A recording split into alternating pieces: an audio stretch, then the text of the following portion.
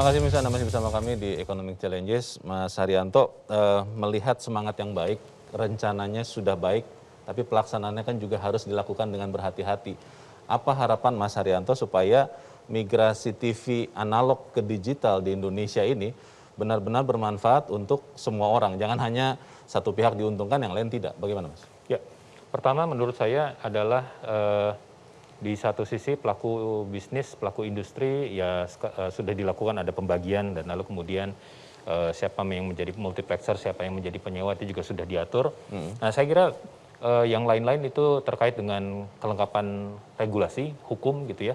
Bagaimana mengatur atau melihat konten-konten tersebut dan bagaimana kemudian juga melindungi kepentingan masyarakat, anak dan lain-lain.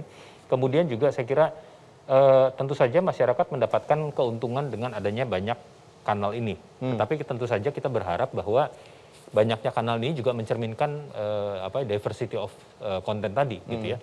Jangan sampai lalu kemudian konten yang dihasilkan ya ini cuma relay dari produk populer dari budaya lain misalnya seperti itu gitu ya. Tayang 10 jam, 15 jam hanya untuk menyiarkan budaya asing semacam itu. Tayangan Korea, tayangan Turki, tayangan yang lain gitu ya. Dan lain-lain seperti itu. Nah, bagaimana lalu kemudian saya kira juga tadi saya sepakat kalau dikatakan Pak Mirdal perlu ada paket sehingga lalu kemudian kota-kota yang kecil itu juga bisa diajak sehingga lalu kemudian produk yang dihasilkan dari kota-kota kecil ini juga bisa dinikmati di tempat lain. Sejauh ini kan kritik terkait dengan penyiaran kita itu adalah terlalu berbasis pada Jakarta. Baik. Nah, bagaimana kemudian konten-konten ini menjadi semakin dekat buat masyarakat, menginspirasi, tidak hanya menampilkan hiburan-hiburan yang tanda kutip gosip dan lain-lain, tapi juga bagaimana kemudian memberikan inspirasi yang baik dan lain-lain ya. Program seperti Kick Andy mungkin diperbanyak dan lain-lain seperti itu sehingga lalu kemudian ya entrepreneurship di kalangan masyarakat pun juga menjadi terbangun begitu. Baik. Saya kira itu. Baik, terima kasih Mas Haryanto. Mbak Mutia, apa harapannya supaya kemudian switch off ini benar-benar bermanfaat untuk kita semua? Ya, pertama kan juga tadi kita belum bicara kualitas nih karena banyak sekali aspeknya ya. Tadi lebih kepada fair play, tapi kualitas tayangan, maksudnya jernihnya layar dan lain-lain itu juga kan salah satu target yang ingin kita capai. Jadi kita titipkan pemerintah, teman-teman multiplexer untuk nanti itu harus terjadi. Nggak ada gunanya kita switch digital kalau suaranya juga masih buruk, gambar juga masih jelek dan lain-lain. Kualitas teknisnya tidak maksimal gitu ya. Betul. Dan catatan saya, mohon maaf teman-teman TV, saya juga dulu di TV, tapi salah satu yang mengkontribusi cepatnya turunnya industri pertelevisian dibandingkan gegap gempitannya dunia digital yang ada melalui internet adalah salah satunya kegagalan mendekati permasalahan sosial di tingkat lokal atau di tingkat terdekat. Jadi keangkuhan layar TV-TV nasional dulu yang tadi Mas ini katakan gagal membuat orang di daerah merasa dekat. Jadi ketika ada YouTuber lokal yang mengangkat permasalahan sosial di daerahnya, dia langsung merelasikan diri kepada hal tersebut.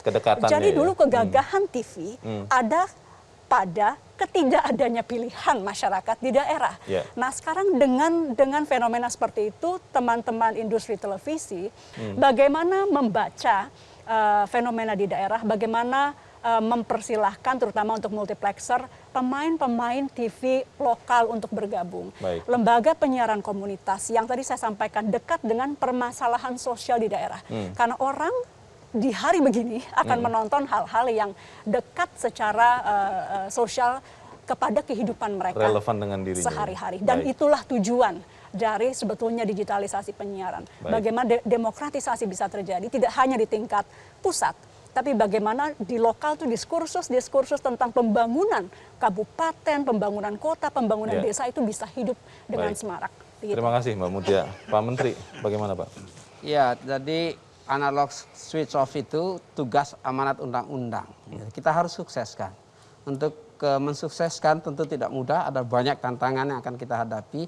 Namun melalui kegotong royongan dan kerja kolektif, semua ekosistem pertelevisian dan telekomunikasi saya meyakini ini bisa.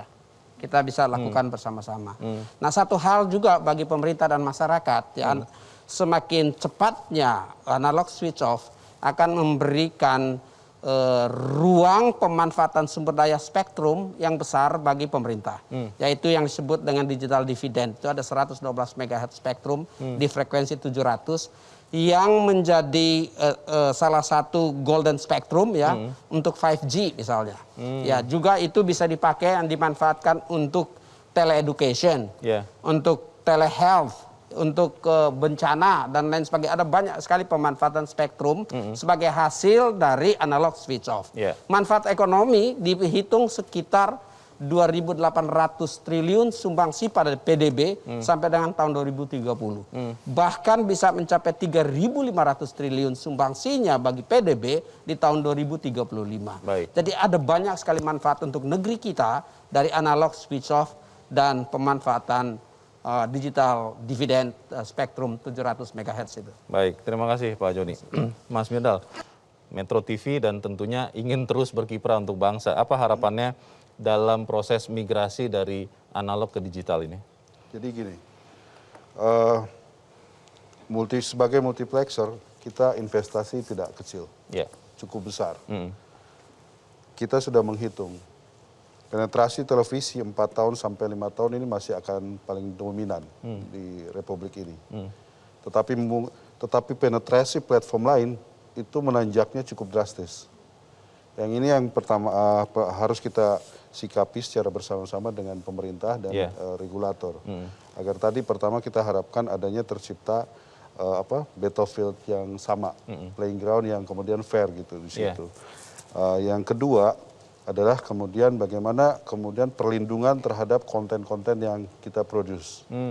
Ini penting sekali gitu. Ke depan tidak penting lagi sebenarnya distribusi channelnya. Yang paling kuat itu adalah kontennya gitu. Kontennya ini yang akan dicari. Orang nanti nggak akan lihat lagi Metro TV, tapi yang dilihat itu programnya. Orang akan cari programnya dan seterusnya. Nah, seberapa serius nanti kita bikin sebuah regulasi untuk melindungi, memproteksi konten ini gitu. Karena seperti tadi sudah disampaikan juga, di platform lain seringkali kemudian terjadi plagiasi yang luar biasa. Untuk satu produksi acara kita bisa menghasilkan 500 juta sampai 1 miliar. Kemudian kita promokan. Begitu promo, teman-teman ngomong, oh saya akan nonton. Tapi di platform lain. Nah ini yang kita juga, dan seluruh penyelenggara multiplexer 100% adalah industri nasional. Gitu. Pengusaha nasional. Ini yang kita harapkan juga, ke depan kita bisa bersama-sama menyusun. Digitalisasinya itu tidak ada diskusi lagi, itu keniscayaan. Tetapi ini harus diiringi juga dengan tadi regulasi yang agar menciptakan fairness di antar platform yang lain gitu. Baik, terima kasih Mas Mirdal dan pemirsa, itulah akhir dari diskusi kita untuk malam ini. Kita berharap analog switch off dari TV analog menjadi TV digital membawa manfaat untuk seluruh bangsa kita. Saya berterima kasih kepada Mas Ignatius Haryanto, Mas Mirdal, Mbak Mutia Hafid, dan Pak Menteri Joni G. Plate. Dan pemirsa, demikianlah akhir dari Economic Challenges untuk malam ini. Saya Leonard Samosir, terima kasih. Sampai jumpa.